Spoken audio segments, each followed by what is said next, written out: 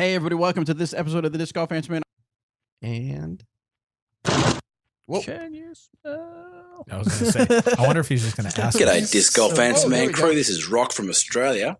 Been a fairly long time listener and first time caller, as they say. Really enjoyed hearing Danny Lindell come onto your podcast earlier. I've very much enjoyed his videos. A combination of his enthusiasm and his technical know-how has been really good to follow.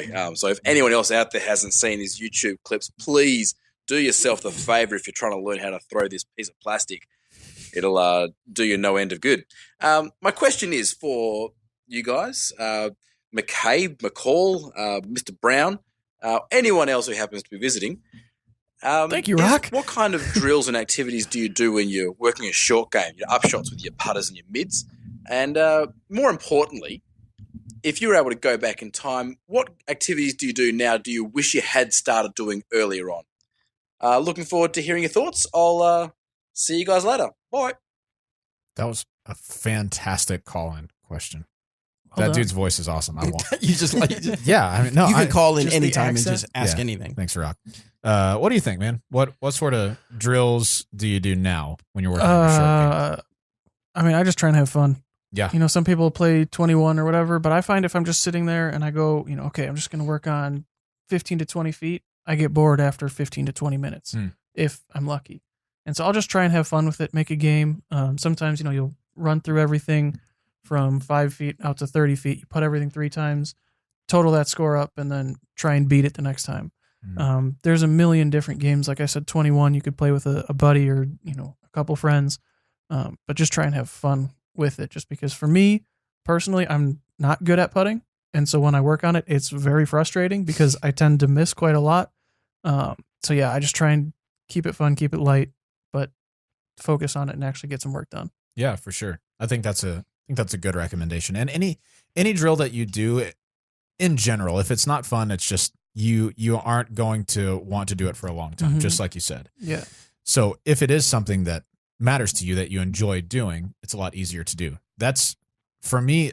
I used to really not like putting because I was very not good at it. Same.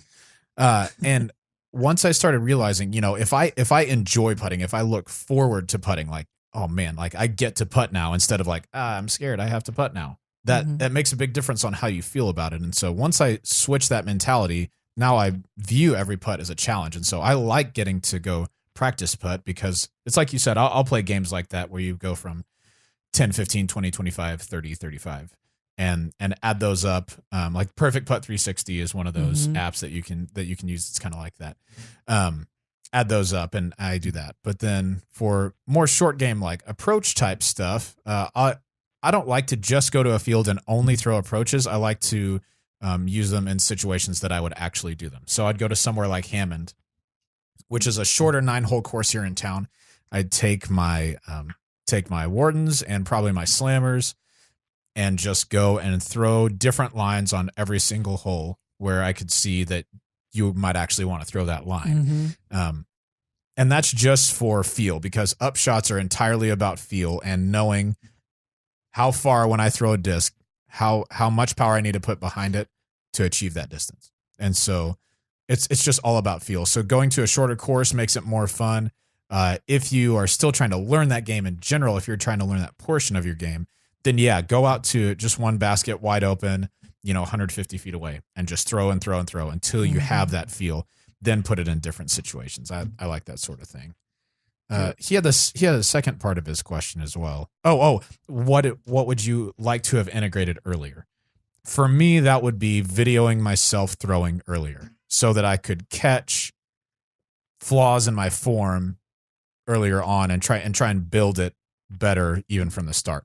Because following knee surgery, I have my form is quite a bit different than it was before. But had it been, perfect or really, really good before, maybe it would be like, 80% of that now. But since it was like it had some definite flaws I didn't really put a whole lot of work into before, now it's 80% of that, which wasn't as good as it could have been. So yeah, videoing myself throwing and practicing that, I think, is a really good one. Mine 100% is understable discs. Yeah. For the first probably 5 years I played, like, I would not throw anything that turned. Because if there was wind, it would just flip over, and I was like, that's a dumb disc. That's stupid. This thing sucks. Can't throw this thing. Yeah. And even still, I don't bag that many understable discs. But I think they're so much more useful because you can use them in a tailwind. You can shape shots with them. You can hit all these different lines. They go farther. So yeah, I really wish I had used those and learned to throw understable discs earlier. You've been throwing that pure quite a bit. That's really beat up. Sure have. And that's been cool to watch. Super nice. Anthony will let that go on hyzer, just pop up to flat and then slight turn or a lot of turn depending on how hard he throws it. And it doesn't fade.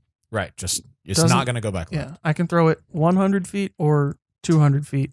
Does not fade. Yeah. I like it. It's real nice.